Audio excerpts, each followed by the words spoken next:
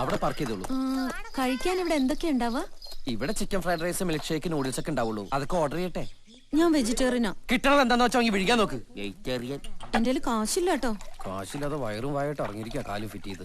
ചേട്ടാ പുട്ടോ ഏത്തപ്പഴം എന്താണെന്ന് വെച്ചാൽ വേഗം അണ്ണാക്കിലേക്ക് തള്ളിക്കൊടുത്തേ.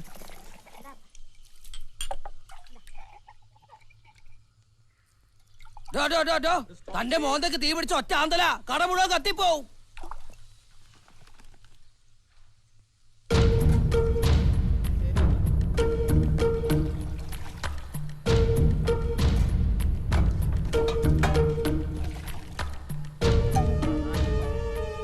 ലഡു ഒക്കെ ഉണ്ടല്ലോ. ചേട്ടാ ഈ ചെറുപഴം എന്താവല്ല?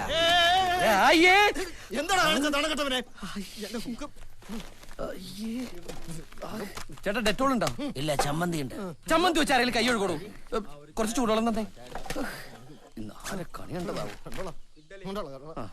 തനിക്കൊരു ജെട്ടി ഇട്ടുടോ. ഇൻസേർട്ട് ചെയ്ത് ഇറങ്ങിയിരിക്കുക വൃത്തിയട്ടവൻ. വെള്ളം ഇറങ്ങാൻ ഇവരാരും മാലാകിയ. ചൂടുവെള്ളത്തിന് വരെ തിളച്ചുള്ളാണോ തരുന്നത്? ചേട്ടാ കരിക്കൊഴിച്ച വെറുതെ തൂക്കിട്ടേക്കല്ല. കരിക്കൊഴിക്ക് കരിക്കൊഴിക്ക്. അവിടെ എന്താ വേണ്ടത്?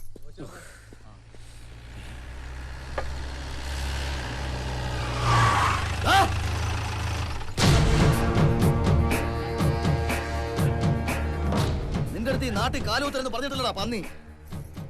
ഞാനിവിടെ താമസിക്കാൻ വന്നൊന്നുമല്ല. പിന്നെ നിന്റെ അമ്മായി അമ്മയ്ക്ക് നായരെ തപ്പി ഇറങ്ങിയാടാ നീ. എന്നെ തല്ലരുത്, ഞാൻ പൊക്കോളാം. വേണ്ട, ഇനി എന്നെ തല്ലരുത്. തല്ലിയാ നീ എന്ത് ചെയ്യടാ?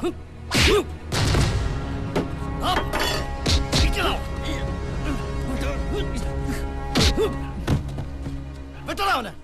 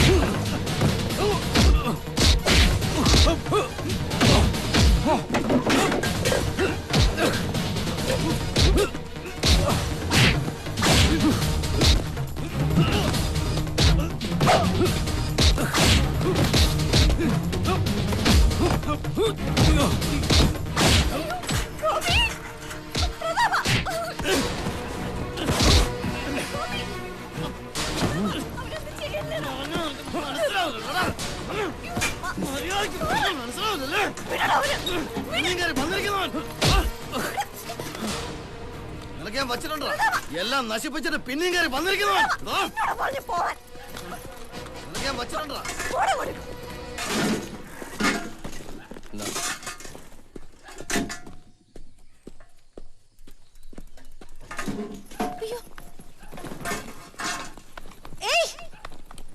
നിങ്ങൾ എന്തിനാണ് തല്ലിയത്?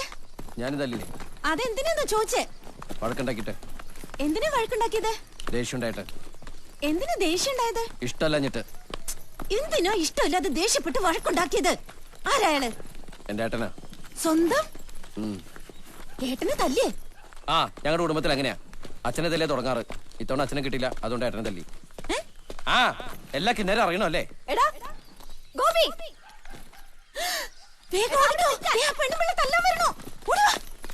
ഗോപി, ഗോപിയോ? ആരാ ഗോപി?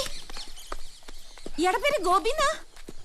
ഇയാൾക്ക് ഇവിടെ എന്താ പേര്? നല്ല ചീത്ത പേരാ. ആ, അതിപ്പോ മനസ്സിലായി.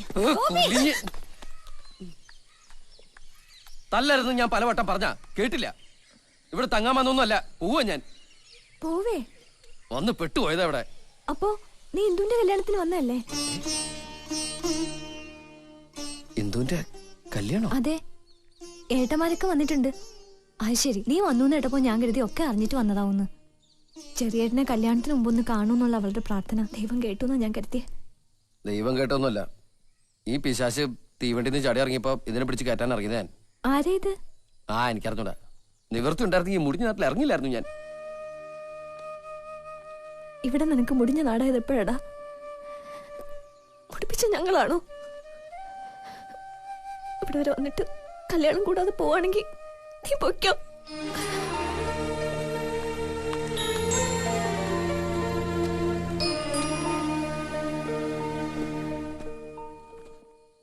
എന്തായാലും ഇനി വ്യാഴാഴ്ച അടുത്ത ട്രെയിനുള്ളൂ. ആ റെയിൽവേ സ്റ്റേഷനിൽ കിടത്ത് കൊതുകടി മുട്ടടിയൊന്നും കൊള്ളണ്ട. വാ. ആരാത്? കള്ളിയാങ്കാട്ട് നീലി. ചോര ഓടിക്കാൻ വിളിക്കണേ. എല്ലാം അറിയണം തീപ്പെട്ടി കൊള്ളിക്ക്.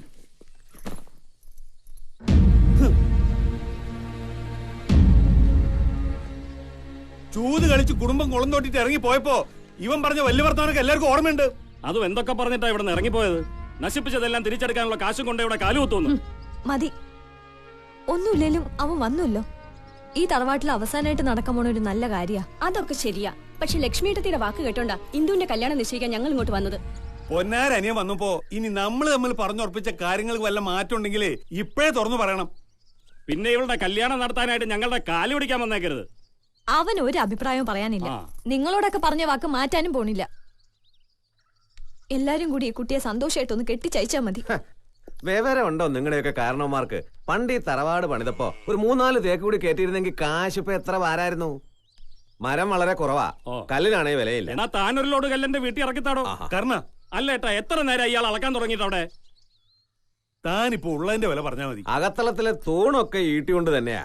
നീ വന്ന് പക്ഷെ വല്ലതും മച്ച് കഴിക്ക്. തേക്കാം. കുട്ടിയും വന്നു. അതുമല്ല, കെട്ട് കുമ്മായവും ചെത്തുകല്ലും കൊണ്ടാ. പൊളിക്കണ കാശ് എന്റെ കയ്യിൽ നിന്ന് പോവും. നമുക്ക് ദാ, മാറി സംസാരിക്കാം. ഇനി നിന്റെ ചെറിയേട്ടൻ കല്യാണത്തിന് കൂടിയില്ലെന്ന് പറഞ്ഞ് കണ്ണ് നിറയ്ക്കണ്ട. ഇത്തിരി പൊക്കം വണ്ണം കൂടിയെന്നുള്ളൂ. ഇവളിപ്പോഴും അങ്ങനെ തന്നെ ഉണ്ട്. എന്നാലും ചെറിയേട്ടൻ ഇപ്പോഴെങ്കിലും ഒന്ന് വന്നല്ലോ. ഏയ്, ആ സ്വഭാവത്തിനൊരു മാറ്റമില്ല. പഴയ പൊട്ടിപ്പിണ്ണ് തന്നെ അല്ലടി. ആരേത്? വഴി കിടന്ന് കിട്ടിയതാ. വഴിയുന്നു? നമ്മള് പണ്ട് സ്കൂളിൽ നിന്നൊക്കെ വരുമ്പോ വഴി കിടന്ന് കണ്ണാടി തുണ്ട്, ചിപ്പി, ബട്ടൺസ് അതുപോലെയുള്ള കുന്ത്രാടകളൊക്കെ ഇട്ട് വരുന്നില്ലേ? അതൊക്കെ എടുത്ത് നമ്മള് കീശയിലിടുവായിരുന്നില്ലേ? അതുപോലെ വഴിയിൽ നിന്ന് കിട്ടിയ ഒരു കുന്ത്രാണ്ടാത്.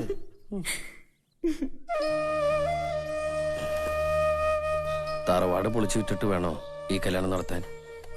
പൊളിക്കാനും വിൽക്കാനൊന്നും ഇഷ്ടമുണ്ടായിട്ടല്ല.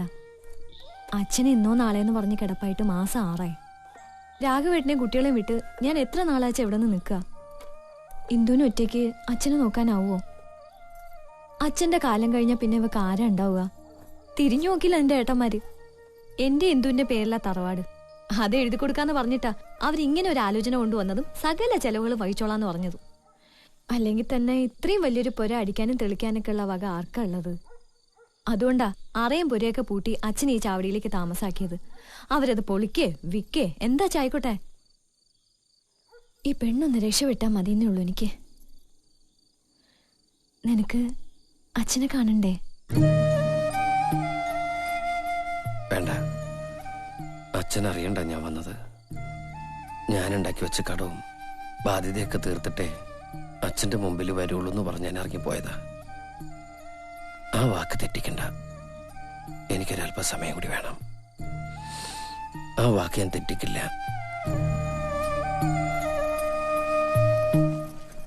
ഓ, ഈ ബാഗും താനോട് ഒരുമിച്ചാണ് തന്റെ അമ്മയുടെ വയറ്റിൽ നിന്ന് വന്നത്. തന്റെ തലയിലൊന്നും അല്ലല്ലോ ഇരിക്കുന്നേ, എന്റെ കയ്യിലല്ലേ. കള്ളന്മാരൊക്കെ നിറയുള്ള കാല. വിലപിടിപ്പുള്ളത് എന്തെങ്കിലും ഉണ്ടെങ്കിൽ ഇങ്ങോട്ട് തന്നേക്കും. ഓ, പിന്നെ അതിനകത്ത് ഇരിക്കല്ലേ? അല്ല, ഞാൻ അലമാര വെച്ച് പൂട്ടിയേക്കാം. താക്കോൽ എപ്പോഴും എന്റെ മടിയിലുണ്ടാവും. ഇവിടുത്തെ അലമാരിയിൽ എന്തിരുന്നിട്ടാണോ ഇത്ര പൂട്ടണത്? പട്ടിണിയും ദരിദ്രമായിരിക്കും. ആരാ ഈശ്വര അലമാരി കണ്ടുപിടിച്ചത്?